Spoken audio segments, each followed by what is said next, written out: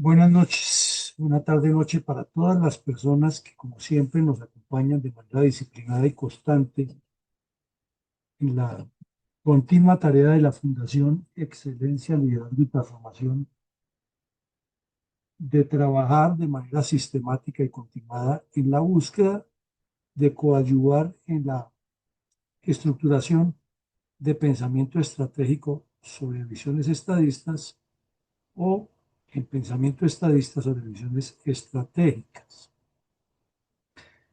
Hoy, como todos los días laborales de las semanas, tenemos un ejercicio académico con el cual pretendemos coadyuvar a ese objetivo. Y es un taller abierto en el cual vamos a trabajar sobre dónde están los razonamientos lógicos, de dónde se deriva esta experiencia y esta situación tan compleja en la que una derrota militar, estruendosa por cierto, sumada a un desprestigio político total que ha tenido el grupo narcotraficante y terrorista M-19, logró dársele la vuelta y convertirlos en las estrellas no solo de una asamblea constituyente, sino de la transformación del país y dejar el camino montado para que 31 años después de ese suceso, uno de los criminales que había hecho parte de ese grupo terminara sentado en el Palacio de Nariño desgobernando a los colombianos. Se podrán decir muchas cosas y seguramente todas, o en gran parte se tiene razón, pero hoy queremos hacer razonamientos sobre tres preguntas claras a partir de unos hechos concretos que vamos a revisar como es nuestra metodología de trabajo, tratando de encontrar argumentos lógicos y conceptos sólidos para no caer en el escenario de las especulaciones. Entonces, nuestra preocupación hoy, nuestro taller siempre debe estar enfocado es en esto. ¿Dónde están los errores políticos estratégicos? ¿Cuáles fueron esos errores políticos estratégicos? ¿Quiénes fueron los que los cometieron? De esa dirigencia política rayana que tenemos en Colombia, que sigue acumulada y siguen jugando con el destino de Colombia, prometiendo en cada elección algún reencauche, pero no quieren salir de ese esquema de mantener unas castas en el poder y a otros que les ayudan para, para que ellos puedan repartir tanto la nómina como el presupuesto, pero Colombia no da el paso a romper ese cerco. Alguna vez el intelectual de izquierda Alberto Mendoza Morales lo dijo en muchos escenarios y lo condensó en un libro de su autoría. Colombia tiene que romper el cerco, tituló Rompiendo el cerco. Y ese cerco es el que le constituyen estos personajes que por creerse los dueños del país no visualizan más allá de la nariz y contrario censo permiten que los bandidos se acerquen con la suya. Entonces allá donde queremos llegar hoy y queremos trabajar sobre esos aspectos medulares de construcción de conceptos y conceptualizaciones político-estratégicas. Entonces revisemos hechos como hacemos todos los días antes de entrar a reflexionar. Es conveniente que se tome nota para que cuando se responda se trabaje sobre lo que hemos planteado en el tapete y obviamente si hay ideas novedosas, pero que se compaginen con lo que estamos hablando. Aquí hay una realidad de apuño. El M-19 estaba totalmente derrotado política y militarmente y con un elemento adicional, con un desprestigio total. En la gran mayoría del país los miraba como terroristas, asesinos, ladrones, narcotráficos, no hecho lo que eran, el pueblo lo estaba mirando como lo que eran, pero aleluya, dieron el golpe de gracia. Segundo, no se puede negar, y los mismos terroristas del M-19, Antonio Navarro, Oti Patiño, Vera Grave, lo reconocen, así sea de dientes para afuera, pero lo reconocen. El asalto terrorista al Palacio de Justicia marcó el inicio del fin del M-19, porque enseguida sacaron a relucir las cartas que tenían escondidas, como vimos anoche, del Batallón América en Cali y les fue peor. Ahí el narcotraficante Carlos Pizarro León Gómez, a quien apodaban Carro Loco, por sus ímpetus y sus arrebatos que le daban, terminó de sepultar al M-19 al lado del tal Boris y del tal Libardo Parra Arias Oscar. Hay otro hecho que es real.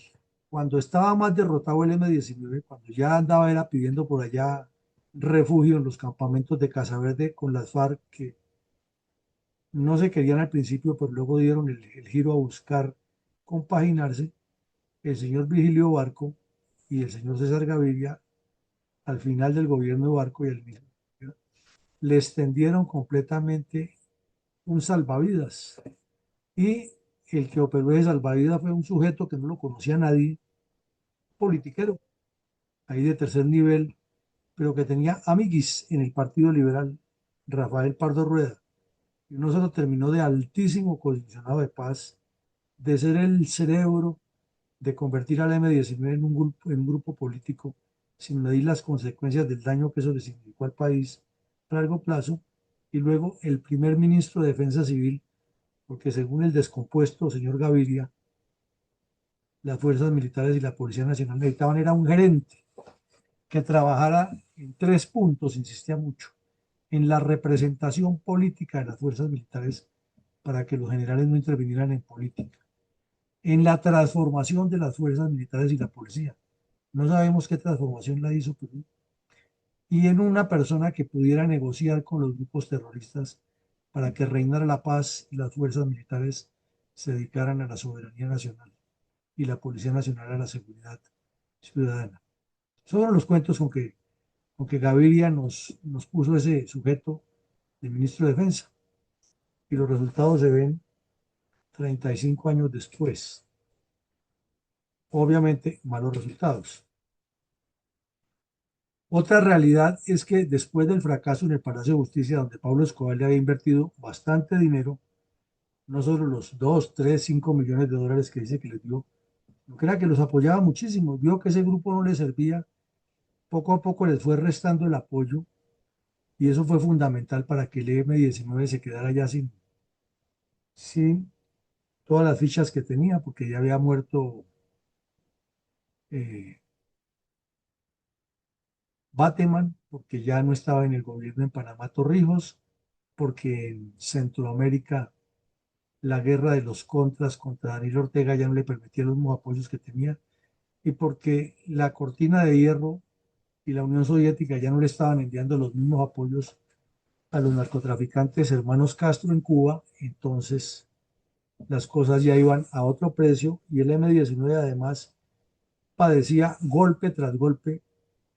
Carro Loco Pizarro cometía unas acciones criminales atroces, pero en cada operación con el ejército le iba como los perros en misa, como lo hemos visto en la memoria histórica.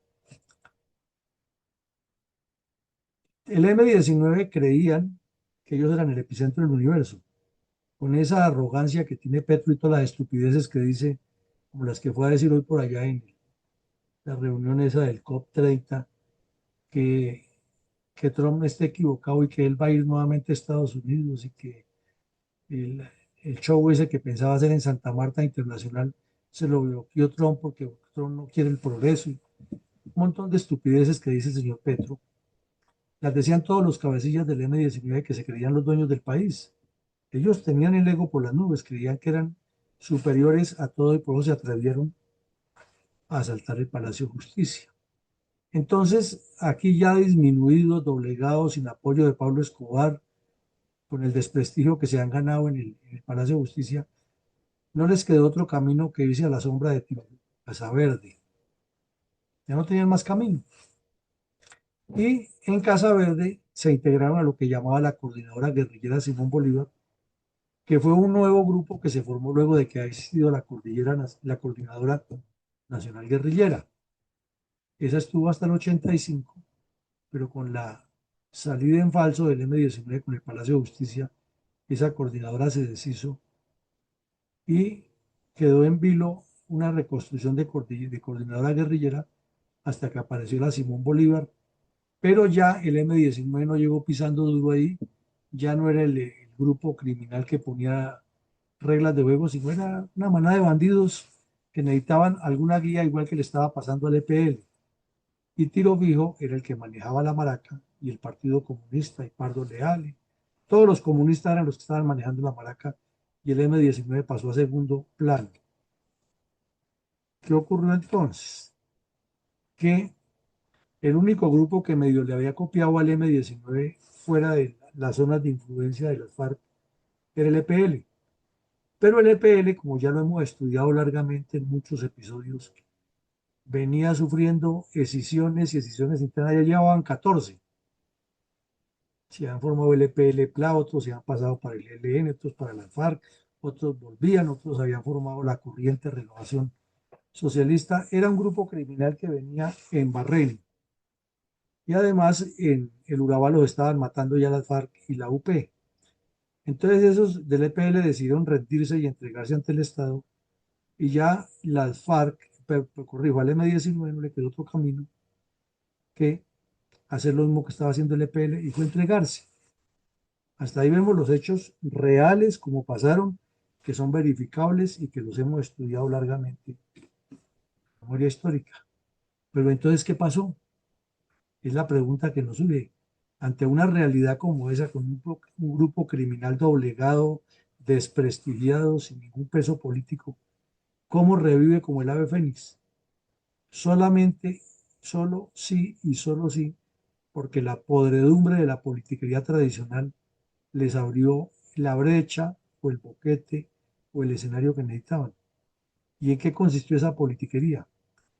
Que como Pablo Escobar, por su lado, tenía al país agobiado con acciones terroristas de todos los niveles y atentaba donde quería, entonces se volvió Pablo Escobar el epicentro y a los gobernantes no les quedaba ningún espacio de maniobra para demostrar que luchaban contra el terrorismo. Y para eso aparecieron un montón de oportunistas encabezados por el señor Luis Carlos Galán, que así como el M-19 se creía que tenían la última razón de los hechos en Colombia, estos otros jóvenes habladores, bocones e irresponsables decían que ellos eran la solución. Y suceden fenómenos como el que está sucediendo en este momento con el señor de las Priellas, que aparecen y sueltan un montón de ideas y de palabras y la gente sin razonar, sin formación, corre detrás de ellos. Y como el M-19 había venido trabajando en las universidades y las FARC y el ELN, el cuento de que la juventud era la que iba a cambiar el país, surgió la idea de la papeleta y eso terminó de fortalecer al M-19. Entonces, de ser un grupo criminal, terrorista, narcotraficante, desprestigiado, y que ya nadie daba un peso por ellos y que el propio Pablo Escobar, que era el que estaba llevando la batuta en la acción criminal, no los apoyaba, pasaron a convertirse de la noche a la mañana en los héroes y entonces Barco, por medio de su delegado de paz, Rafael Pardo Rueda, comenzó a darles publicidad y a presentarse con ellos en ruedas de prensa y los periodistas, que ahí los hemos visto estos días, hablando también insensateces, que era que yo estaba, es que fue un hecho muy importante porque yo estaba trabajando para el noticiero no hay qué, y desde la plaza de Bolívar yo miraba cómo ardía el palacio y miraba los tiros, descubrían que el agua mojaba. En ese momento hacían lo mismo, exactamente. Pardo Rueda viajaba con un avión fletado de periodistas y se sentaba con Pizarro y entonces Pizarro se colocaba un sombrero blanco y muy bien afeitado y con un bigote de comandante Papito y entonces todas las mujeres de Colombia, que qué belleza, qué tipo tan sexy. Y entonces le dieron la vuelta al asunto y terminaron de ser un grupo criminal arredrado en ser la estrella del jet set de la política. Entonces ocurrió otro fenómeno que no nos lo cuenta el curita de Rux en su memoria, pero aquí lo traemos y lo colocamos sobre la mesa. Pablo Escobar arreció los ataques terroristas.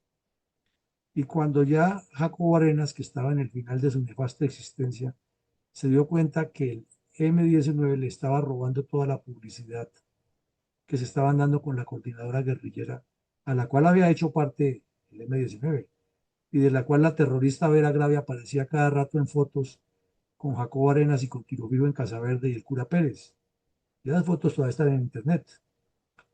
Ahora es la ilustrísima negociadora de paz con el ELN y docente de ciencias políticas en la Universidad de los Andes. Imaginemos que él enseña a una terrorista a los estudiantes. Bueno, entonces ellos arreciaron los ataques y el M-19 entonces comenzó a promover la Asamblea Constituyente y la debilidad de los gobiernos, Barco saliente y Gaviria entrante, además la carambola de Gaviria. O sea, parece que todo se juntó mal contra Colombia. Le dieron la posibilidad de que aparecieran como los Robin Hood y hasta el profesor Maturana, que era un ídolo nacional, porque lo único que paliaba toda esta tragedia era que la selección Colombia jugaba muy bonito y que el presidente, corrijo, el señor Maturana era el entrenador de esa selección, entonces lo llamaban hasta Telecom Maturana, el tipo que unía a todos los colombianos. Le dio por meterse también a hacer show barato, disque de candidato a la constituyente. Y como el ego siempre está por encima de cualquier cosa, el general Matallana, que fue un militar que participó en operaciones, pero no era ni el Douglas MacArthur, ni el Rommel de Colombia, ni cosa que se parecía, entonces también le dio la piquiña de hacer politiquería y mamertismo, de ir a esa constituyente por el M-19. No pasó, pero hizo campaña.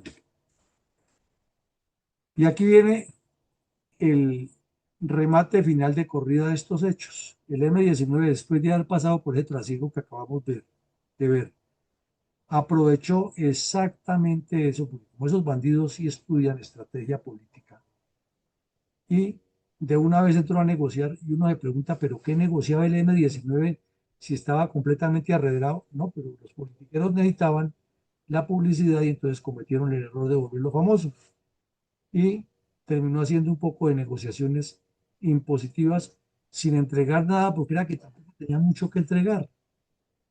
Vean ustedes la contradicción tan grande. Y las negociaciones fueron impositivas totalmente.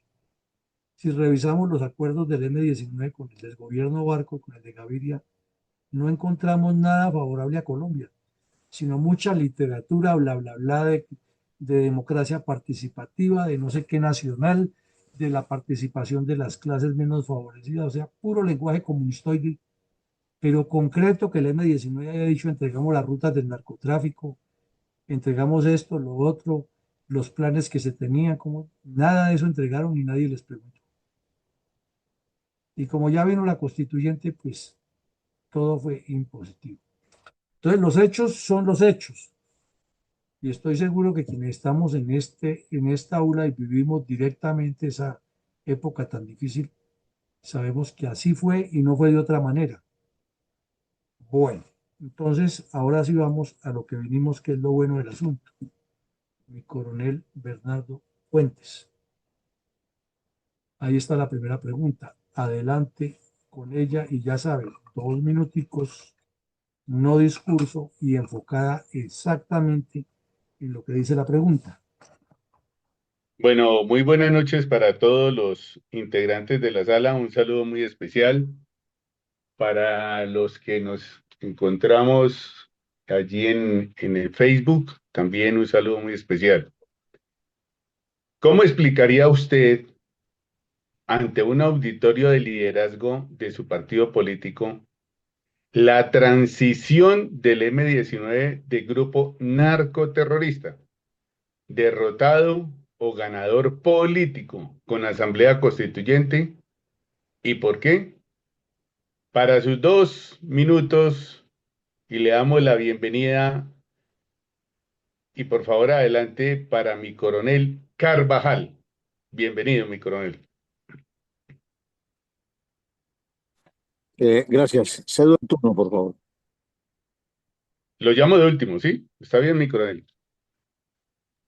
Sí. Bueno, entonces adelante por favor, mi coronel Jairo Giraldo. Muchas gracias, muy amable.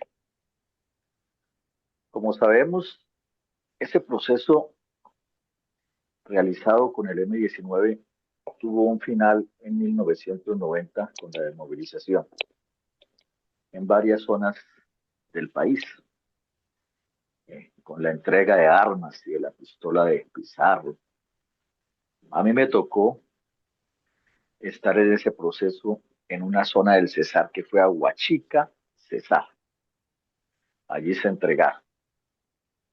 Como la pregunta es muy específica, yo aún en un auditorio le explicaría que esa transición que se hizo del M-19 de ese proceso de paz, ya derrotados totalmente, fueran los ganadores políticos al hacer parte de la Asamblea Nacional Constituyente, con creo que 3 o 4 de sus miembros, si no estoy mal, Navarro Gol, Vera, Marco Chalita, y de pronto se me escapa otro. Lo explicaría de una manera muy sencilla. Tuvo que haber sido uno de los puntos de acuerdo que en su momento de la desmovilización no fue conocido, pero que tenía que cumplirse una vez se desmovilizaba. Es decir, que palabras más, palabras menos, fue una exigencia del grupo terrorista de que para desmovilizarse y entregar las armas e ingresar al Congreso de la República, porque fueron varios congresistas, ya los conocemos, sabemos quiénes son, tenía que hacerse la Asamblea Nacional Constituyente. Y esa es la explicación lógica que yo haría, simplemente que fue el cumplimiento del gobierno de Gaviria quien organizó, quien ayudó para que en el Congreso de la República fuera aprobada por ley la Asamblea Nacional de Constituyentes, que se desarrollara y que saliera de allí la Constitución de 1991, que reemplazó la Constitución de Río Negro de 1886. Muchas gracias. Mi coronel, muchas gracias. Por favor, adelante, mi coronel Saavedra. Gracias, mi coronel. Buenas noches a la sala. Es interesante el tema de la evolución, la transformación que tuvo el M-19. Y eso empieza, lo que yo le diría a ese auditorio, que la dirigencia política, indiscutiblemente, subestimó la capacidad del M-19. No se tomó en serio y tampoco nos las permitió, no supimos impedir para anticiparnos a sus acciones y sus reacciones. Como lo decía mi coronel González, esa fue una de las exigencias y una de las situaciones que ellos pidieron como acción que se desarrollaría de eso. Y otro aspecto importante que los fortaleció a ellos es que tampoco la diligencia supo desarrollar un diálogo efectivo con el M-19. Siempre el diálogo fue adelantado y en posición favorable para ellos. Y por lo tanto ellos, al ver la situación, como se están generando las cosas, pues tenían su último puntada, que fue las acciones violentas que hicieron, como todo lo que va a pasar cuando se va a cerrar un proceso, se hacen esas situaciones para generar un mayor temor de la situación que ellos son. Entonces le permitimos que el Palacio de Justicia, ayer lo analizamos con todos los cuentos historias, cómo se ha podido evitar. Hoy todo el día lo han dicho 20.000 personas, que a pesar de lo que sea, la falta de acción del gobierno cuando se tenía la información, pues eso le permite a ellos eso. Y por último, como la dirigencia política tampoco fue capaz de implementar reformas políticas significativas, entonces le permitió al M-19 que se presentara como una alternativa.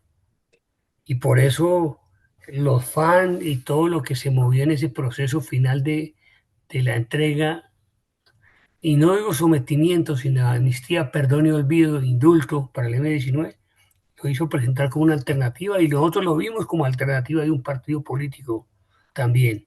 Entonces, Esas son las situaciones cuando no se lleva un liderazgo por parte de la clase dirigente, estamos siempre obligados a ceder y a entregar el país a una minoría. No lo hizo el M-19, lo hicieron todos los grupos que se movilizaron en su momento, no lo volvió a repetir con lujo de detalles la FARC y seguramente yo me imagino cómo será el proceso de negociación con el ELN. Ni me lo imagino qué le vamos a dar y qué le vamos a prometer. La tercera constituyente. Muchas gracias, mi coronel. Bueno, muy amable, mi coronel Saavedra. Tenemos la mano levantada de mi coronel Iván González. Por favor, adelante y bienvenido, mi coronel. Gracias, mi coronel. Buenas noches para todos. Yo le explicaría a ese auditorio en una forma muy sencilla. Si repasamos la historia a toda velocidad, vemos los fracasos militares del M-19 y los éxitos y la fortaleza de nuestras Fuerzas Armadas. No siguiendo el orden cronológico, pero así en forma rápida, el fallido asalto al Palacio de Justicia, el robo de las armas, el ataque y asalto a Jumbo, el ataque al batallón de, en Cisneros, el Quindío, eh, perdón, miren, Cisneros. Cisneros, el intento de asalto y toma de Jamundí, el sur de Cali, los errores de Tacuelló, sus masacres, la fallida toma de Florencia, esa aventura perdida del Caquetá, donde asesinaron a algunos militares. Y no sigo la historia porque es muy larga.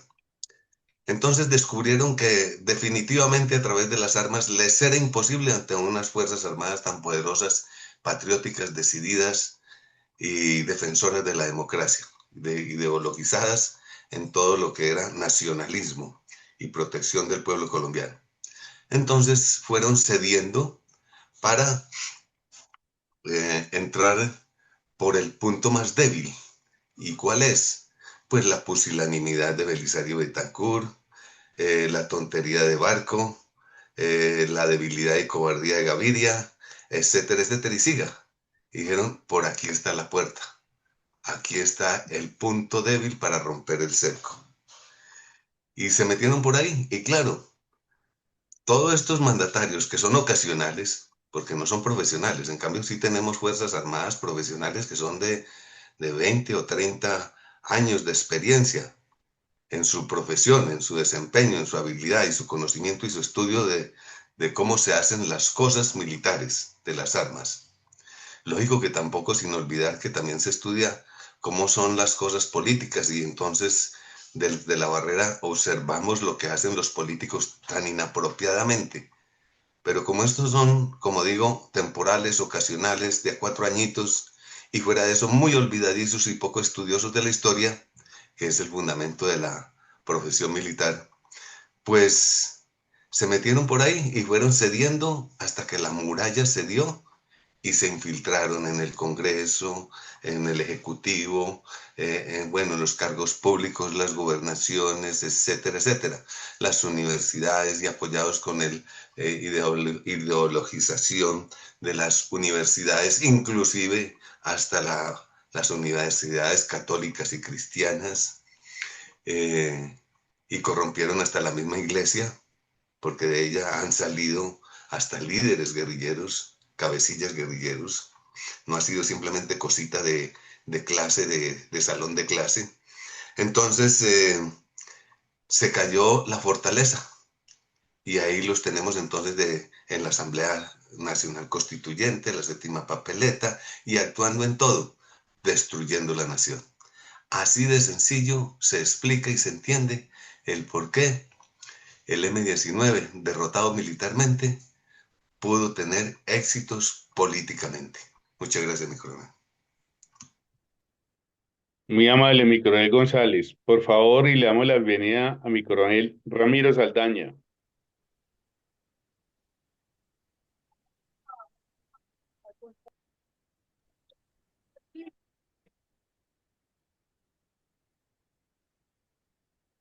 Bueno, debe tener problemas con el sonido.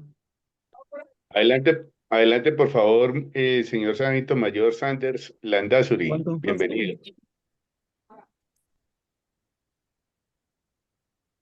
Buenas noches, mi coronel. Especial saludo para todos los presentes en esta aula virtual. Bueno, mi explicación a un auditorio de liderazgo de mi partido justamente estaría orientado bajo estos ejes temáticos. El primero, explicarle a ese auditorio de por qué se lleva a cabo esta transición de un grupo terrorista derrotado a ser ganador político.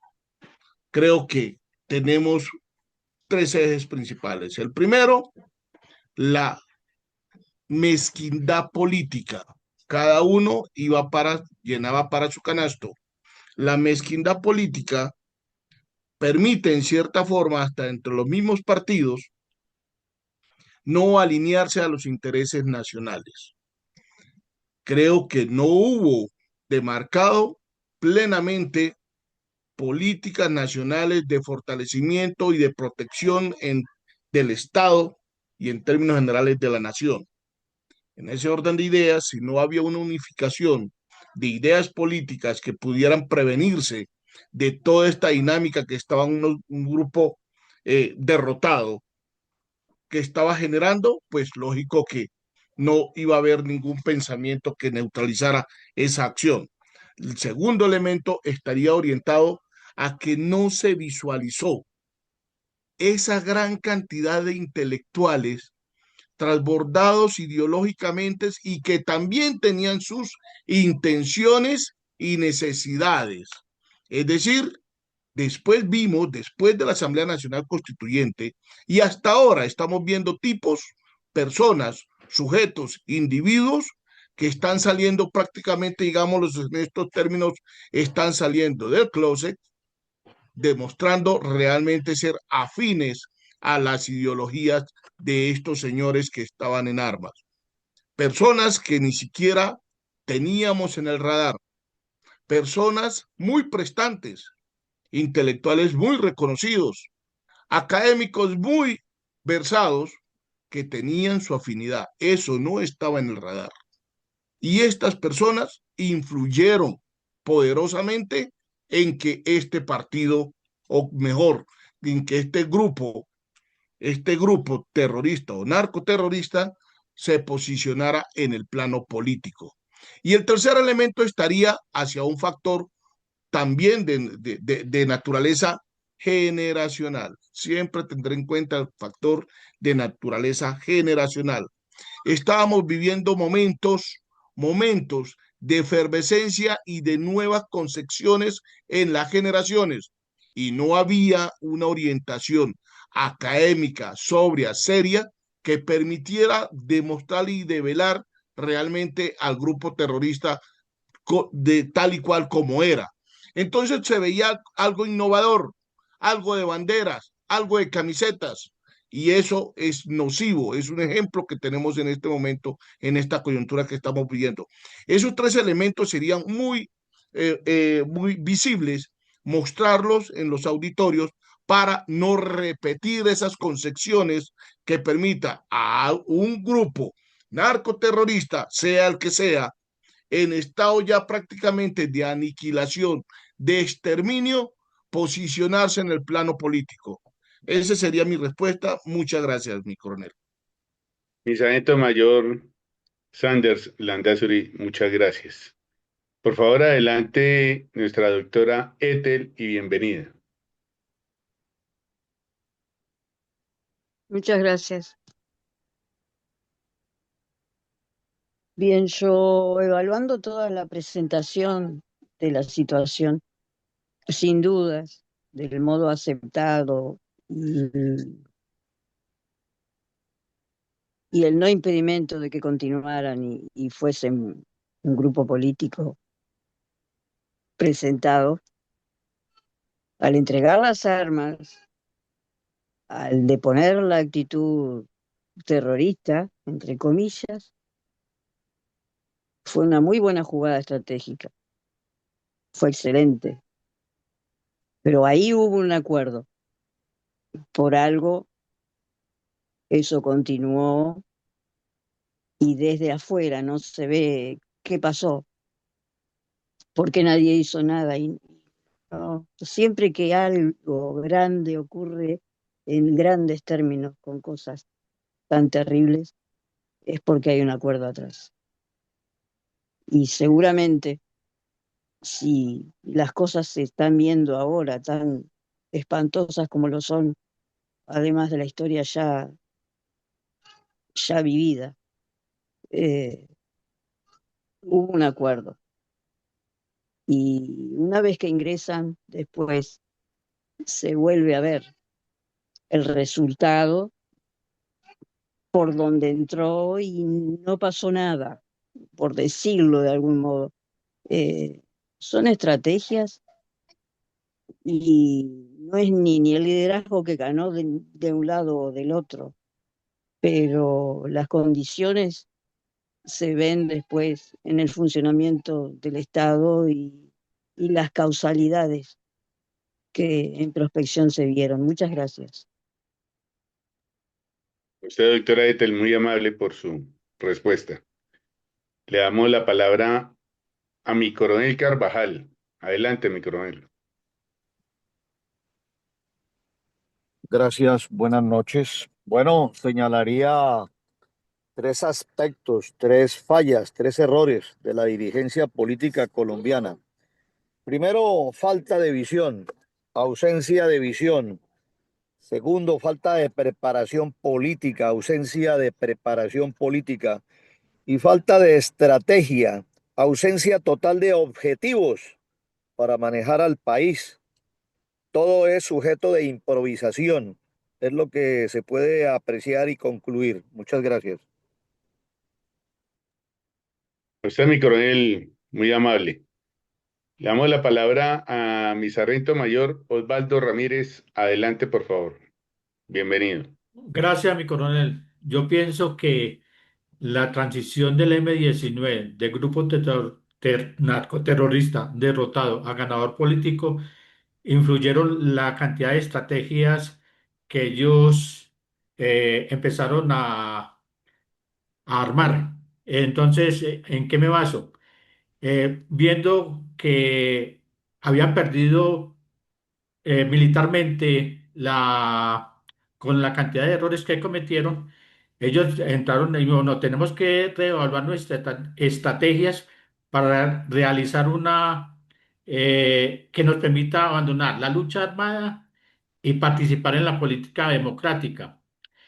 Esa transición dio lugar a que el grupo narcoterrorista derrotado a ganador político con asamblea constituyente se debió a una combinación de factores estratégicos contextuales y de liderazgo que permitieron a la organización encontrar un nuevo camino hacia la política democrática y la reconciliación. La otra parte fue que el señor Carlos Pizarro y Antonio Navarro, con su liderazgo carismático, tuvo una buena empatía y simpatía con un resto de colombianos que fue que ese liderazgo carismático fue fundamental para movilizar a la opinión pública y lograr la aceptación del M-19 como fuerza política legítima. Gracias, mi coronel. Bueno, muy amable, mi sargento mayor. Eh, Mi coronel, tenemos ya las respuestas de los miembros de la sala. No sé si en Facebook tenga algún comentario o podemos continuar con la segunda pregunta. Digamos, Mi coronel César Saavedra levantó la mano, por favor, adelante, mi coronel. Sí, gracias. Yo les voy a, permítanme quitarles un minuto y es que quiero compartir con ustedes una frase eh, que averigüé hoy y quién era el actor y mire lo que dice la frase. Haber perdido la batalla fue tu victoria. Ahora gana la guerra. se atribuye a Carlos Pizarro León Gómez, líder del M-19, en referencia a la forma en que su movimiento, a pesar de ser derrotado militarmente, logró imponer una constituyente y una mayor participación política en Colombia.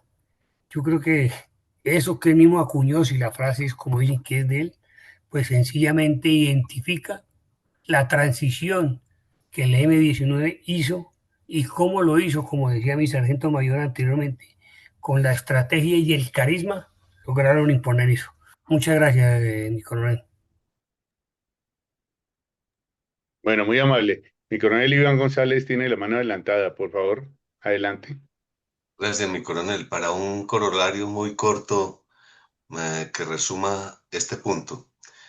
Esto quiere decir que ganamos la batalla de las armas, pero después de entregado el triunfo a los políticos, estos dejaron perder la batalla de la política y de las ideas, desafortunadamente. Muchas gracias, mi coronel.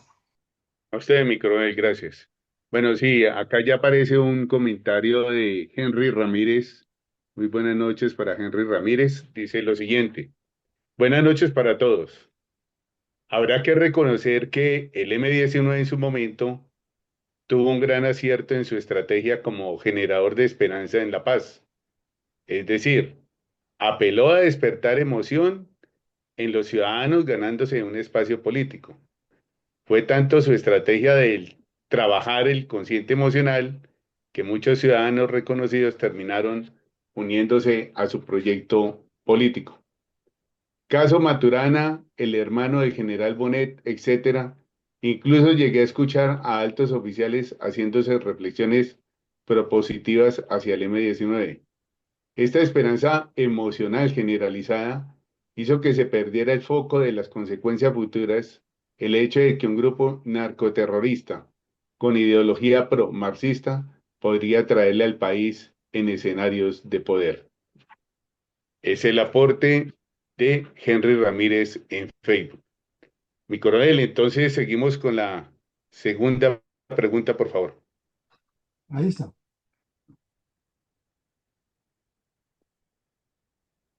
¿Qué enseñanzas hallaría usted en la conducción integral de seguridad nacional derivada de la laxitud y conveniente conducta de los gobiernos Barco y Gaviria con narcoterroristas del M-19 y por qué? Bueno, le damos la palabra. Entonces, adelante, por favor. A ver, vamos a ver si tenemos alguna manito levantada. Bueno, mi coronel Jairo Giraldo, adelante, por favor. Mi coronel, la estoy procesando y escribiéndola, y si me da un minutico, con mucho gusto. Ya termino. Bueno, Si sí, quiere, puede señor. darle la palabra Ya ahora lo y vuelvo a yo llamar. inmediatamente. Ya lo vuelvo a llamar. Sí, señor. Adelante, por favor, mi coronel Iván González. Gracias, mi coronel. ¿Qué enseñanzas de conducción integral propondría ante la laxitud y la conducta de estos gobiernos débiles y hasta no solo cobardes, sino traicioneros a la patria? Pues que inevitablemente, como la república tiene que ser gobernada por la misma gente, por el mismo pueblo, por los líderes que escoja, y no por las armas, ni por la tiranía, ni por la fuerza, ni por la violencia, porque estamos en una civilización moderna, pues inevitablemente los líderes tienen que ser cultos, preparados, expertos. El servicio público tiene que ser una carrera profesional, con estratificación, con esquema directivo, administrativo, que tenga jerarquía, que tenga escalafón, y no por gente improvisada, astutos que gritan y hablan y muerden y rugen y todo ese tipo de cosas. No, no, ni siquiera por eso. Bueno, claro que a veces hace falta los tigres también cuando la amenaza es muy poderosa, pero eso es solo ocasional y solo momentánea. Y ojalá que el tigre sea el tigre armado como Rojas Pinilla, no precisamente un tigre desarmado porque sin dientes ni colmillos solo es bulla. Entonces el pueblo tiene que preparar a sus líderes, escogerlos, seleccionarlos, crearles carrera. Que un alcalde de un pueblo sea realmente reconocido de por vida como el mejor líder del momento. Y si no lo es, que sea destituido. Pero no hacer como se hizo en Bogotá, que lo destituyeron y después lo volvieron a nombrar. No, eso es debilidad. Entonces el pueblo tiene que educarse política y culturalmente. Muchas gracias, mi coronel. Usted es muy amable, mi coronel. Adelante, por favor, mi sargento mayor Sanders Landazuri. Mi coronel, en este caso, indudablemente tenemos que hablar de que esta seguridad integral que realmente se busca, o mejor, esta conducción integral de todo el factor de seguridad nacional, los nuevos líderes tienen que tenerla bien clara en relación a cómo la van a desarrollar. Estas conductas de estos personajes relacionados en este caso, sinceramente, nos dejan grandes experiencias. ¿Por qué? Porque se ve que no había esa visión multidimensional que se necesita. No habían visto realmente o nunca determinaron esas amenazas que realmente se venían. No tenían esa visión multidimensional de ese factor inclusive que podía determinar o en su momento ver los factores que en cierta forma le llamamos de planeación estratégica o determinar realmente posibles capacidades o cursos de más probable adopción por parte del Estado a tomar, a seguir. Resulta que como no se plantearon o no se pusieron en la punta de la pirámide, no miraron hacia abajo, no vieron el bosque de manera holística que les permitiera realmente plantearse y mirar esas amenazas políticas, sociales, económicas, que realmente, y hasta históricas, ¿no? Porque ya hoy en día, ahí los vemos referenciados, sus nombres, sus apellidos, todos los días o cada 6 de noviembre vemos y vamos a analizar estos factores. Esto también nos deja otra enseñanza desde el factor de la conducción integral de la seguridad nacional.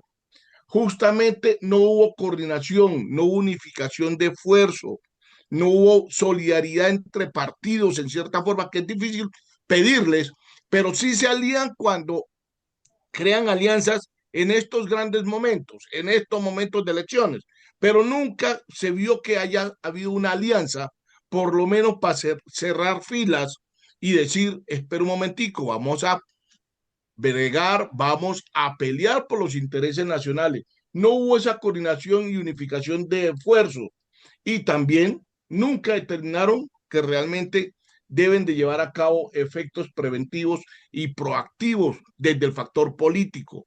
Es que la seguridad no es únicamente tema de militares y policía. La seguridad como tal es un tema netamente de integralidad política y de planeación política. Cuando nos dicen seguridad, a veces los militares, dícese activos o en la reserva o veteranos, decimos, es que eso es lo mío, la seguridad nacional, eso es lo mío. No, la seguridad nacional es un factor que realmente conllevan factores políticos, que los cuales inclusive no los estudiamos desde la milicia y que venimos a estudiarlos en esta excelente aula que nos plantea mi coronel Villamarín esta noche. Entonces yo creo que esos tres elementos fueron vitales o son vitales que nos dejan unas enseñanzas muy demarcadas. La primera, orientada justamente a la falta de visión multidimensional. La segunda, justamente orientada a esa falta de unificación y coordinación de esfuerzos entre partidos, entre fuerzas que de pronto cerrarán filas a favor de la nación. Y el tercero, ese elemento preventivo y proactivo que en cierta forma determina o nos brinda prevenir las amenazas políticas. En este momento tenemos grandes amenazas políticas, sociales y económicas vigentes en esta coyuntura actual en nuestro país. Muchas gracias. Y Sargento Mayor Sanders, muchas gracias a usted. Sí, indudablemente, ya mi coronel Giraldo, indudablemente podemos ver tres factores importantes de enseñanzas en esta pregunta, ¿no? Y son muy claras. Y los factores son político, el social, lógicamente el social, y el de seguridad con las fuerzas de seguridad del Estado, involucrando también lo jurídico dentro de los poderes que tiene la nación. Esas son las grandes enseñanzas que tendríamos, porque cada uno tiene una gran responsabilidad, pero vemos de que la parte de la seguridad nacional en cuanto a las fuerzas militares y de policía, parece que para las épocas fueran islas, islas. La isla de las fuerzas militares y de policía allá, hagan su trabajo. La isla política, nosotros hacemos lo nuestro. Ustedes hagan allá y nosotros hacemos acá lo nuestro. Ustedes no se preocupen. Integrando lo social e integrando lo jurídico. Muy delicado. Mi coronel Giraldo, por favor, adelante con su respuesta y bienvenido. Bueno, muchas gracias. Bueno, yo pienso que esas enseñanzas, producto de todo el proceso, no solamente de paz, sino mientras se combatió el M-19, se desprenden de un hecho que ustedes conocieron y que fue de una gran vergüenza para las fuerzas militares, que fue el robo de las armas del Cantón Norte. Un éxito para ellas y una vergüenza para los militares. Fue terrible. Pero después de eso hubo una reacción tan fuerte de los organismos de inteligencia del Estado, policía, ejército, que permitieron la captura de todos esos bandidos del M-19 y fueron sometidos a un consejo de guerra en la cárcel nacional Picota. Recuerdo mucho que el presidente de ese consejo de guerra era el señor coronel Pradilla y el encargado de la seguridad externa por parte de ejército era el señor coronel Darío Ortiz, conocido de Autos. Y los que estábamos encargados de la seguridad interna en ese consejo de guerra y de ellos, a pesar que estuviera el IMPEC, éramos 3 oficiales de la policía, entre esos Jairo y Giraldo. Era tan duro el manejo con ellos que nosotros teníamos que pedir cada mes el relevo de los policías, porque en sus bastones de mando eran tan adoctrinados y convencidos de estos hombres y mujeres del M-19 que les encontrábamos escritos en el bastón de mando M-19. Y la enseñanza sobre esto es que así como se actuó después del robo de las armas, se debió actuar después del nefasto acto terrorista del Palacio de Justicia, que si bien es cierto, fue un error del M-19, el máximo error que cometieron ellos, dicho por ellos mismos, también fue una vergüenza para las fuerzas militares y de policía lo que pasó después, a lo cual no me voy a referir, pero fue una vergüenza nacional. Si en ese momento el gobierno de turno arremete contra este grupo terrorista con acciones fuertes, los hubiéramos derrotado totalmente y mi coronel Iván González mencionó todos los puntos de fallas que cometieron ellos después de eso y haberlos exterminado. Como no lo hicimos, hoy en día tenemos las consecuencias.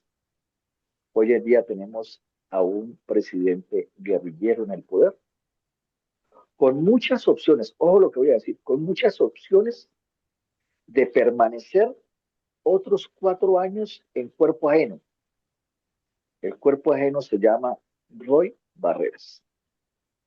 Dios permita que los partidos políticos de Colombia, del centro a la derecha, actúen con inteligencia, con estrategia, para evitar que ellos continúen en el poder y sigan 4 años más y 4 años más y 4 años más.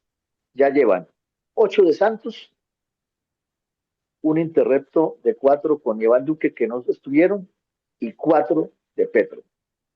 Ojalá que no sigan 4 del tenebroso médico uribista, santista, petrista y ahora qué será, que se llama Roy Barreras. Muchas gracias. Bueno, mi coronel Delgado, Giraldo Delgado, muchas gracias. Adelante, por favor, mi sargento mayor Osvaldo Ramírez. Gracias, mi coronel. Las enseñanzas que se deben tener en cuenta acá son, y de acuerdo con lo que dijo mi coronel Iván González, es destacar la importancia de la coherencia y la firmeza en la política de seguridad. La actitud y convivencia con grupos narcoterroristas pueden ser percibidas como debilidad y pueden incentivar a otros grupos a seguir el mismo camino. La otra enseñanza sería la necesidad de una estrategia integral de seguridad, lo que decía mi sargento mayor Sander. La lucha contra el narcoterrorismo requiere una estrategia integral que incluya aspectos militares, políticos, económicos y sociales. La tercera enseñanza sería la importancia de la inteligencia y la información. La falta de inteligencia y la información precisa sobre el M-19 y sus actividades permitió que el grupo se fortaleciera y llevara a cabo acciones terroristas. Cuarto, la necesidad de una política de seguridad clara y consistente. La política de seguridad debe ser clara, consistente y aplicada de manera uniforme, sin excepciones ni favoritismos. La quinta enseñanza sería la importancia de la cooperación internacional. La lucha contra el narcoterrorismo requiere cooperación internacional y coordinación con otros países para combatir el tráfico de drogas y el terrorismo. La sexta enseñanza sería la necesidad de abordar las causas profundas del conflicto. La lucha contra el narcoterrorismo no solo debe enfocarse en la represión, sino también en abordar las causas profundas del conflicto, como la pobreza, la desigualdad y la falta de oportunidades. Y la séptima enseñanza sería la importancia de la rendición de cuentas. Los gobiernos deben rendir cuentas por sus acciones y decisiones en materia de seguridad nacional y garantizar que se respeten los derechos humanos y la ley. Gracias, mi coronel. A usted, mi sargento mayor. Por favor, adelante, doctora Ethel. Muchas gracias.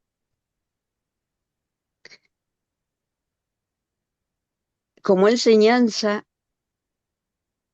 si pudiera hacer un dibujo lo haría, pero voy a tratar de hacerlo más sencillo hablando. Siempre se ha dado el ejemplo del árbol. Ese árbol frondoso, hermoso, grande, que eso sería la seguridad nacional, la gran figura. Y con eso sus componentes, que ahí está toda la acción, y la planificación, la proyección y programación de actividades en ese sentido. Pero ¿qué pasa con ese árbol? Es tan grande que creen que es un solo árbol y no. Atrás está todo el bosque, que encierra absolutamente todas las otras cosas. Una gran estrategia, porque eso fue lo que hizo el MLN, el M-19. Y cada foco terrorista, como también habría que programar no de igual modo, pero sí plantear una nueva figura, algo mejor, porque ser igual sería ser peor, entonces algo mejor. El árbol frondoso, hermoso, la seguridad nacional, pero el bosque está atrás. Muchas gracias. A usted, doctora Ethel, muy amable. Por favor, adelante, mi coronel Saavedra. Gracias. Bueno, yo creo que como primera enseñanza que nos deja esta conducción de la seguridad nacional, tomando las palabras de la doctora Ethel, que verdaderamente nosotros recordamos durante todos estos años de la seguridad nacional. Creo que poco o muy poco. Pero mire que en contradicción, sí recordamos las cosas que hizo mal los narcoterroristas del M-19. No se habla con mucha frecuencia, pero se habla de la masacre de Tacuello, se habla del robo de las armas al Cantón Norte, toma de la Embajada de la República Dominicana, asalto al Palacio de Justicia y proceso de negociación. Si no es por lo que hace Fundel todos los días a las 7:30 de la mañana con memoria histórica, nadie, absolutamente nadie, hablaría de todas las cosas que ha hecho o que hace el Estado y sus Fuerzas Armadas. La única operación que tenemos y que teníamos, porque cada día eh, va con menos protagonismo, fue nuestra operación Jaque. Mire, ¿qué protagonismo le ha dado este gobierno a esa operación Jaque? Ninguna. Antes hablábamos, entrevistábamos, colocábamos los helicópteros en una parte, hacíamos otro. Entonces, el gran primer error es que la memoria nuestra no es hacia las cosas que hace bien el Estado, sino la memoria es a lo que hace mal el narcoterrorismo. ¿Cuántas series ustedes conocen de narcotráfico de Pablo Escobar? Las que ustedes quieran. ¿Qué es lo que vende y qué es lo que la gente busca cuando viene desafortunadamente y quiere conocer algo en Medellín? Entre las muchas cosas buenas que tiene, pero también quieren ir y conocer cómo fue la historia. Y si no hubieran tumbado la cárcel o no lo hubieran dañado, eso sería el sitio que más visitas tendría en Colombia, porque eso es lo que funciona. Entonces, aquí va mi punto, que nosotros tenemos que tener un frente, como lo hemos dicho, lo han dicho mis antecesores, un frente integral donde todos los factores, todo el bosque que está detrás de ese árbol participe en ese proceso de conducción integral de la seguridad. Nosotros no podemos volver a vivir lo que vivimos con el presidente Gaviria en su laxitud, que en un afán de poner las cosas en orden y de seguir trabajando para el aparato delincuencial, sancionan en menos de 8 días una ley, la ley 7 de 1992, en la cual le dan a esa juez guerrera que había, a esa juez de hierro que quería al grupo terrorista M-19 llevarlo a la cárcel, con esa ley de un solo artículo, un artículo y un no más, que no tiene ni un solo artículo, perdón, olvido, eh, todo lo que ustedes consideren que se debe hacer para acabar cualquier pretensión de revivir las cosas funestas que hizo el grupo guerrillero M-19. Y hoy pagamos las consecuencias 40 años después. Siguen siendo ellos, lo decíamos ayer, los héroes y el Estado sigue siendo los villanos. Veían la cronografía. General Jesús Armando Arias Cabrales, 35 años de cárcel. Condenado. La mayor condena por eso. M-19, Asamblea Constituyente, puestos en el Congreso, senadores, y hoy presidente. Esas son las cosas que no podemos olvidar y esas son las enseñanzas que nos deja este proceso. Mientras tengamos unos dirigentes como los que tenemos, mientras tengamos un presidente como Gaviria, como lo fue Barco, como lo fue Belisario y como lo han sido todos de alguna manera, que no buscan sino sus intereses personales, que no buscan sino su crecimiento y figurar en la historia y no darle una continuidad y una política de seguridad nacional al país construida entre todos, seguiremos viendo. No sé cómo se llamará más adelante, pero eso va a mutar, ya no será M19, será X, será Y o será Z, pero ahí lo vamos a seguir teniendo. Qué triste, no aprendemos. Y lo decía hoy, lo dice todo el mundo y somos muy buenos para decir, el que no aprende la historia está condenado a repetirla. Bueno, parece que nos quedamos en esa bicicleta estática con esa misma frase. Muchas gracias, mi coronel. Correcto, mi coronel, muchas gracias. Definitivamente, la mejor enseñanza es que necesitamos un doliente con voluntad política para nuestro Estado colombiano. Adelante, por favor, mi coronel Carvajal.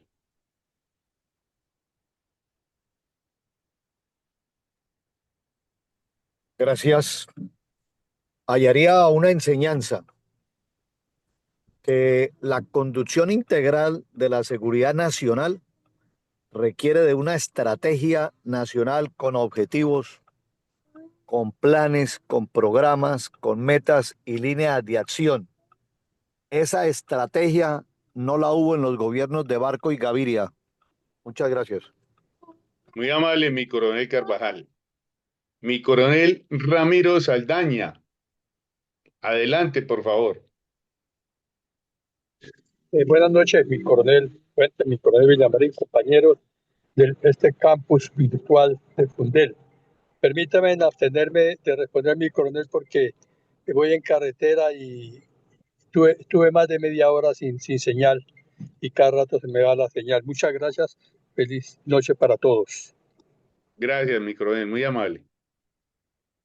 Mi coronel, tenemos un comentario de Henry Ramírez en el Facebook, que es el siguiente. La seguridad integral debe de desarrollarse y construirse sobre las experiencias del pasado para evitar que una y otra vez se estén cometiendo los mismos errores. Está comprobado que el andar de perdón en perdón se termina en un círculo vicioso de reciclaje de la violencia de todo orden. Es claro que la violencia, el desarrollo de la violencia, estuvo marcada, entre otros, porque los políticos se desatendieron de la violencia y se la dejaron a la fuerza pública y no contemplaron integralmente como un problema político y social. Abre comillas y puntos suspensivos. Es un problema de los militares, se escuchaba decir. Mi coronel, hemos terminado con el ciclo de las dos preguntas. Le solicito si hay tiempo para la tercera. Sí, señor. Sí, señor, ahí está. Bueno, entonces dice, ¿cómo resume usted en pocas frases la profundidad geopolítica estratégica de la transición del M-19 al pasar de narcoterroristas derrotados a ser una fuerza influyente en la Constitución Nacional de 1981? ¿Y por qué? Creo que esa es la 91, 1991. 91, sí. Bueno, corrección ahí de la fecha. Bueno, si hay alguna mano levantada y quieren participar, adelante. Están procesando la pregunta. Y esta que sea cortica la respuesta para que no nos Y esta que sea cortica, así para que alcancemos todos. Bueno, creo que mi coronel Jairo Giraldo ya la tiene lista. Por favor, adelante, micro Giraldo. Bueno, muchas gracias.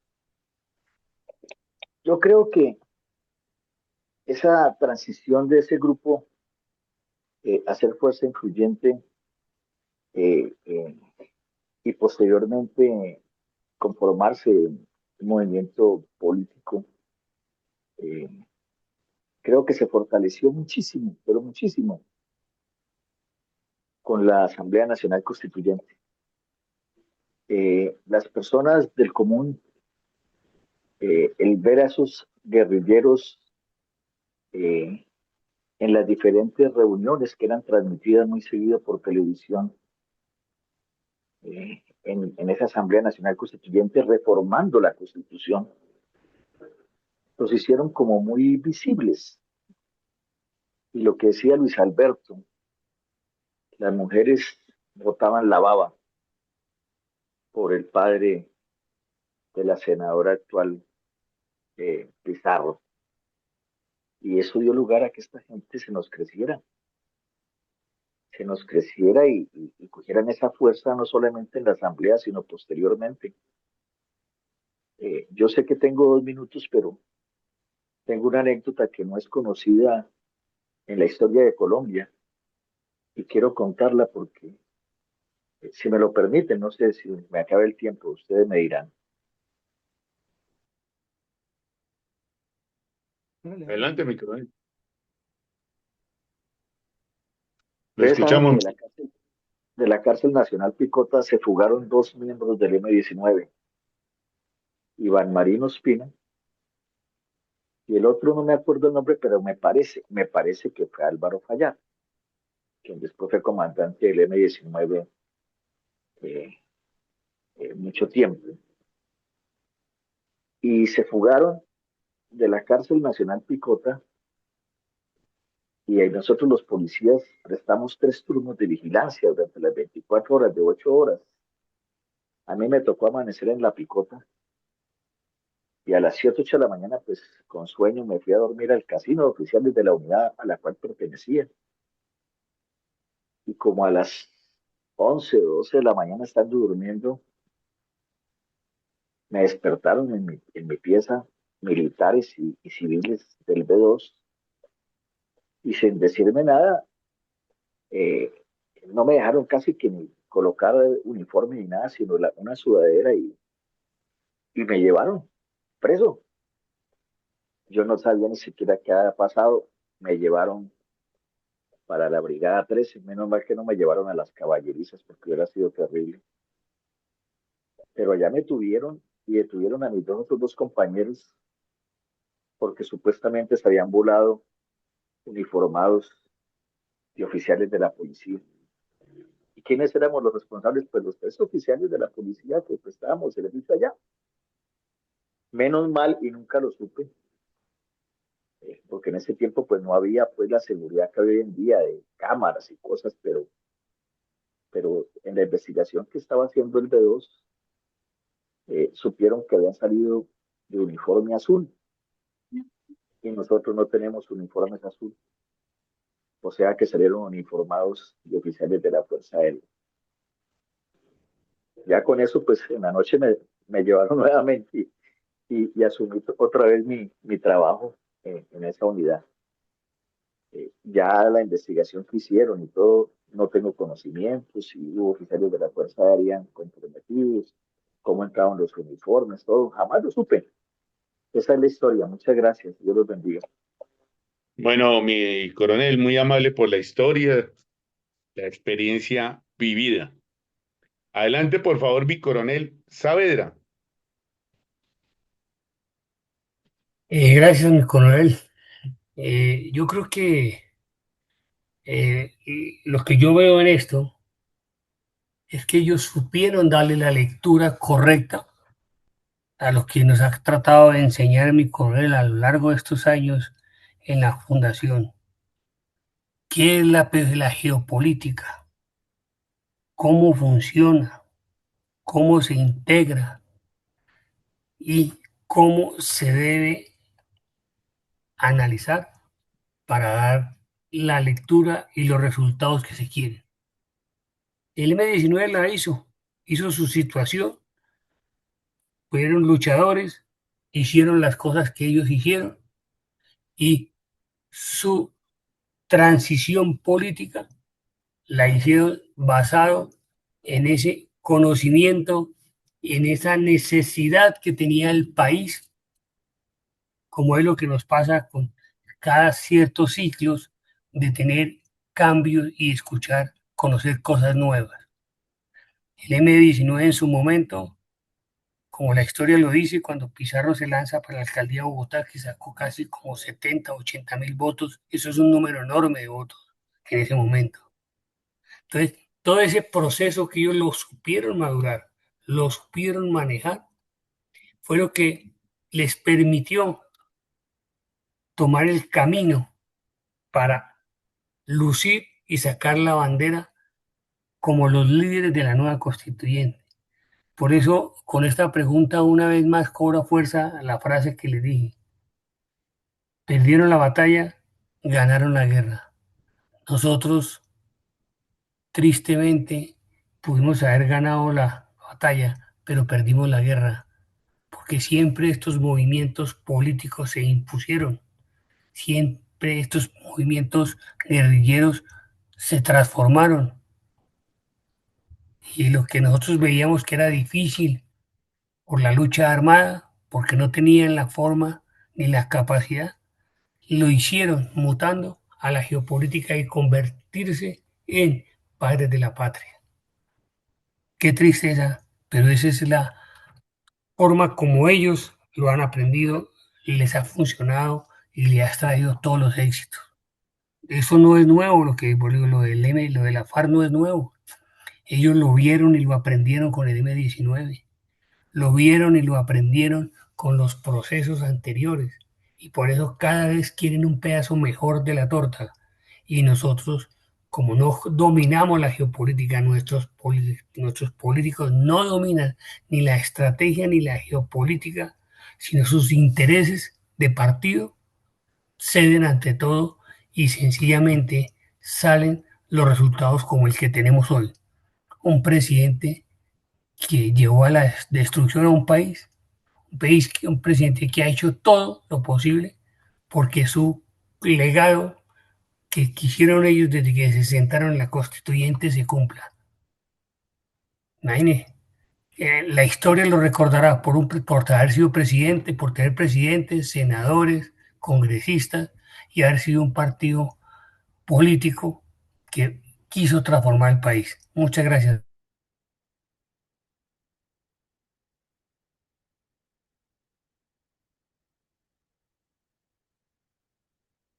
Aló, mi coronel, no sé si lo perdí. No, está bien, está bien. No sé si se perdió fue Felipe. Gracias, mi coronel. Muy amable por la respuesta.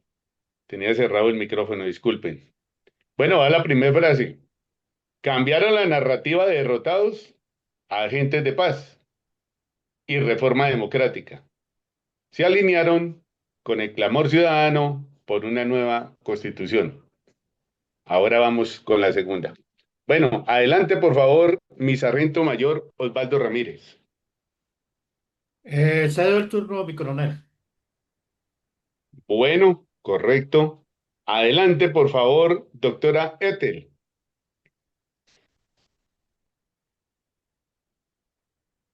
Yo lo voy a resumir como el caballo de Troya. Fue un gran caballo de Troya. Creo que nunca creyeron llegar a tanto y los aplausos fueron espantosamente grandes, pero fue el tremendo caballo de Troya que pusieron a prueba y funcionó. Muchas gracias. Doctora Ethel, muy amable. Por favor, adelante, mi sargento mayor Sanders Landazuri.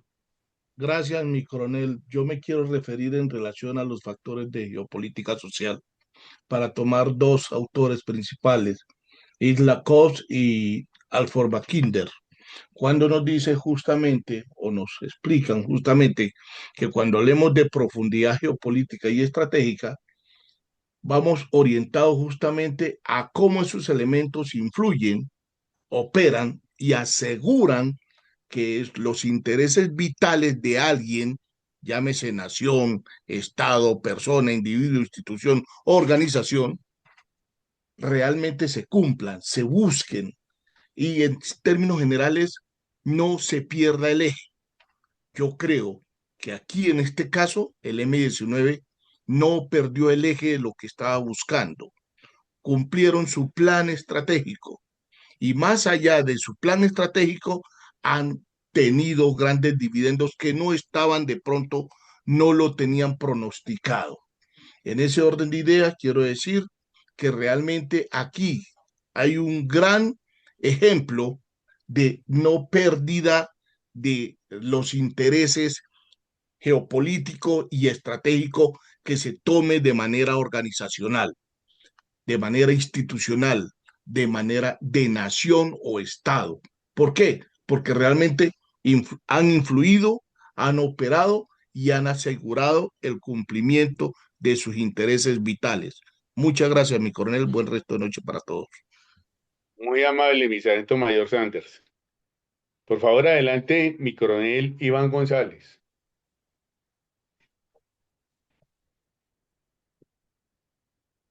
Él se retiró y nos deseó buenas noches.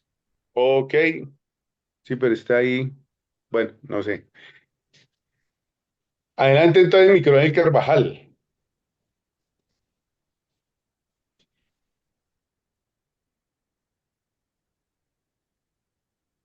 Mi coronel Carvajal.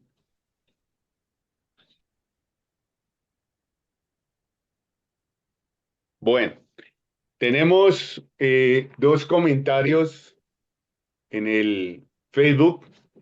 El primero de Luke Riao, muchas gracias. Y dice lo siguiente: se ve sofisticada la influencia emocional de los medios de comunicación en la población de esa época. ¿Aplicarían manuales de contracultura? Tipo Instituto Tavistock, según Coleman, o su versión ideológica de Yuri Bezmenov. Gracias por el comentario. Otro tenemos de Henry Ramírez.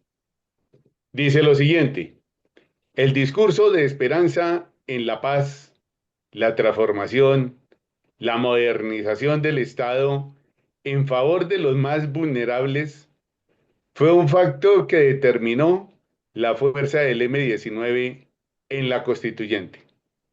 Mi coronel, de esta manera hemos terminado la respuesta de las tres preguntas que algunos pasaron de respuesta, creo que quedaron a la escucha.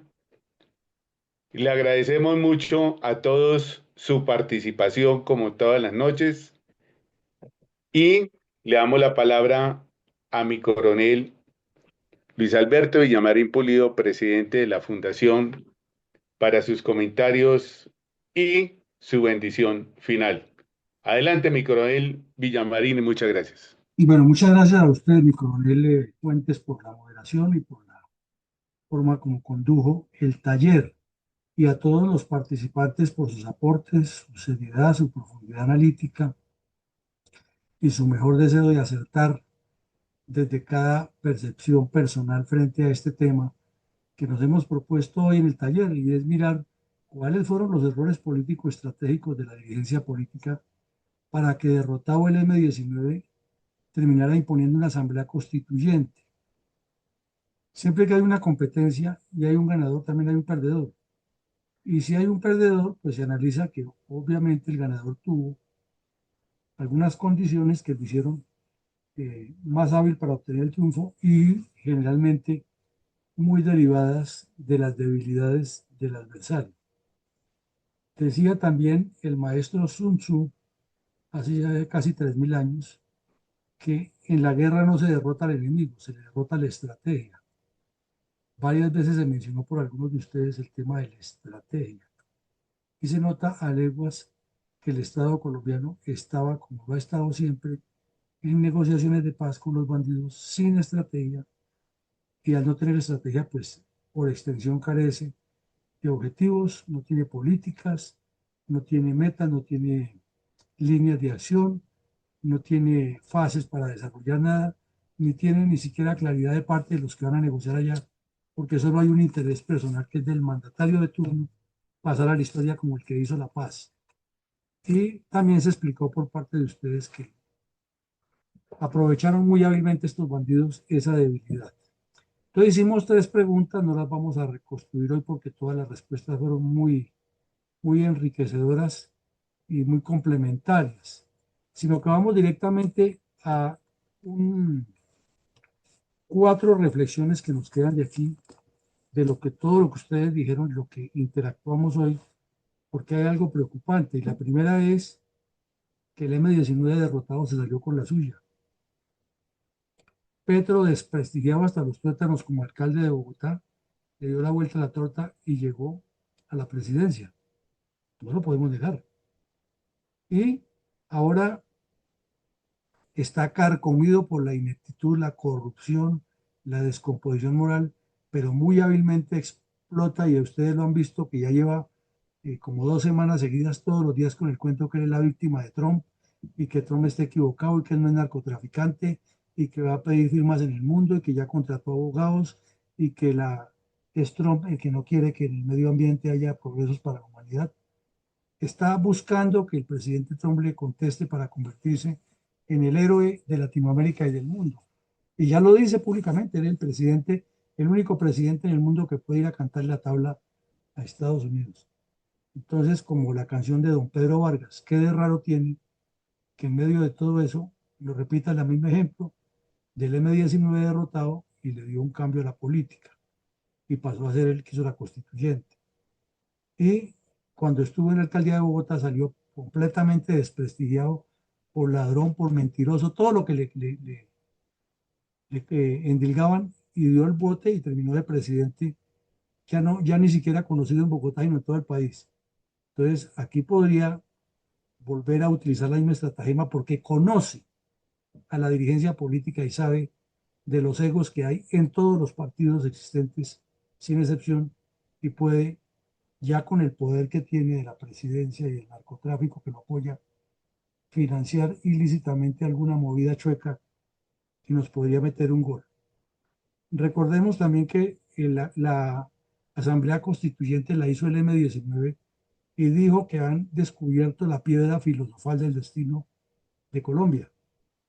Y los periodistas y las academias y en las universidades hay estudiantes de esa época que ya son profesionales mayores de edad y están convencidos que eso fue una maravilla y que el M-19 no fue un grupo terrorista sino de avanzada. Pero sin embargo, después de que vendieron toda esa idea, la está reciclando. Ahora necesitamos otra constituyente porque la que ellos hicieron en ese tiempo no les servía. Y de paso, pues encuentra alianza con los sectores como las FARC y el ELN, que en esa época dijeron que no le servía constituyente. De eso mismo se desprende otra cosa. Allá, acullá y aquí, las fuerzas militares y de policía han sido utilizadas en ese tiempo. Recordemos que la peor humillación que les hizo el señor Gaviria fue nombrar un ministro de defensa, un inepto que no sabía distinguir entre un fusil y una escopeta, o entre un revólver y una pistola, pero lo puso de ministro de defensa. Y luego la fuga de Pablo Escobar, que tuvieron la culpa ellos, los politiqueros, terminaron trasladándose al comandante de la Cuarta Brigada y arreglado el chico. Y toda esa cantidad de policías que ha asesinado Pablo Escobar quedaron olvidados. Entonces quedó demostrado que la fuerza militar y la policía son como comodines que tienen los políticos. Hoy Petro no está haciendo lo mismo. Cuando iba a comenzar el gobierno de Petro, recordemos que hubo una eh, desatada del plan Pistola contra la Policía Nacional y fueron muchos hombres y mujeres de la policía que fueron asesinados en distintas partes del país. Y Petro muy rápidamente le dio la vuelta, puso un, un evangélico, un tipo de rarísimo de director de la policía, luego aprovechó y lo sacó y trajo a otro politiquero que ha sido general, luego puso a otro y poco a poco ha ido desarticulando a la Policía Nacional y a las fuerzas militares. Y de paso, insistía mucho en que la Policía Nacional debía pasar al Ministerio del Interior. No volvió a decir eso, pero no se nos haga raro que recicle esa idea ahora con el tema de la constituyente, porque según él, el SMAT era para matar gente y bla, bla, bla, bla. Entonces aquí hay un tema real, la dirigencia política inepta, y nos puede, si ya lo hicieron 2 veces, marcados los hechos, ¿por qué no lo pueden hacer la tercera? Si es que la dirigencia política no aprende, que era una de las razones de lo que estábamos analizando hoy.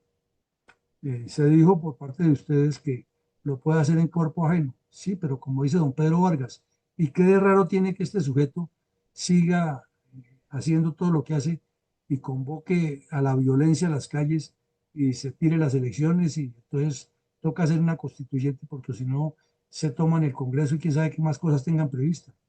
Es que no se nos olvide que estamos al frente de bandidos y que ya han ganado varias veces la mano.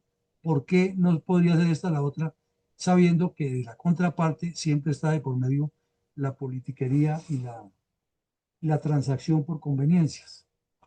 Bueno, de segunda parte, si ustedes miran en todo el proceso que analizamos hoy y ayer y lo que estamos viviendo en este momento, el eje motor, la fuerza motora de eso, la fuerza motriz de eso es el narcotráfico.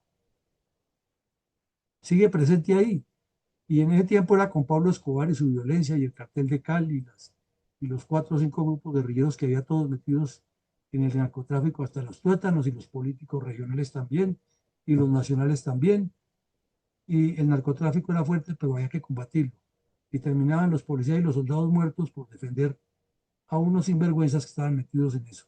Hoy no estamos en la misma, que un agente de policía iba con permiso a ver nacer a su hijo y lo bajaron del vehículo y lo asesinaron. Que un suboficial del ejército venía con permiso a ver a la señora y los hijos a Bogotá y bajaron a todo el mundo del bus y al tipo lo dejaron adentro y le prendieron candela. Eso lo vemos a cada rato, que 2 soldados profesionales salieron a permiso, los secuestran y los fusilan. Eso pasaba en esa época igual, y siempre el narcotráfico de por medio y la guerrilla.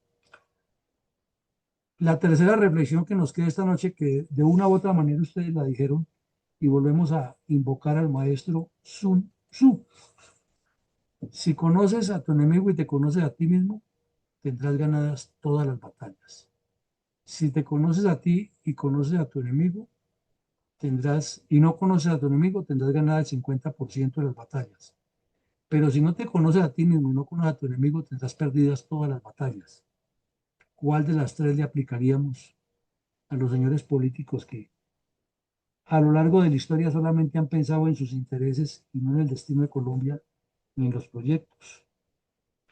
Porque el problema esencial de todo esto es a lo que supuestamente entran los políticos cada vez que se lanzan a las elecciones. Se supondría que cualquier político que se ofrece, que ofrece su nombre para ser presidente, alcalde, gobernador, senador, representante a la Cámara, asambleísta en un departamento, concejal municipal o edil, o que por medio de un amigo se hace nombrar en X o Y cargo, iría a trabajar para conducir el Estado en el campo específico que le corresponde. Esa sería la lógica, ¿no? Pero si eso falla, es porque no hay concepto estratégico, porque no hay un partido político que tenga la seriedad de organizar su gente y comprometerla con eso, sino lo que siempre es intereses y discursiva, narrativa. Y con esto cierro. Ustedes refirieron varias veces que el M-19 muy hábilmente utilizó un discurso, una narrativa, una versión. Petro está utilizando esa versión.